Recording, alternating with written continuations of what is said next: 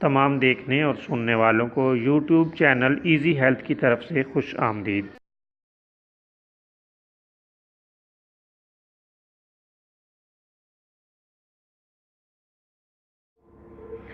پیارے دوستو، آج جو ویڈیو ہم لے کر آپ کی خدمت میں حاضر ہوئے ہیں، اس میں عصیر یرکان سرما بنانے کا اور اسے استعمال کرنے کا طریقہ بتائیں گے اور اس کے فوائد بھی آپ کی خدمت میں پیش کیے جائیں گے۔ پیارے دوستو، آپ نے دیکھا ہوگا کہ بعض اوقات یرکان کے مریض کی آنکھوں میں زردی نمایاں ہو جاتی ہے۔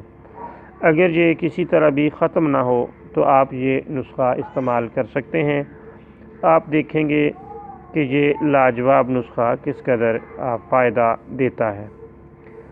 آپ ہلدی، گیرو، آملہ ہم وزن لے لیں کسی بھی پنسار سٹور سے، اس کو باریک پیس لیں اور کپڑے کے ذریعے سے چھان کر اس کی گرد بنا لیں۔ اس قدر باریک ہو کہ یہ سرما آنکھوں میں چبھے نہ، اس لیے کپڑے سے چھاننا ضروری ہے۔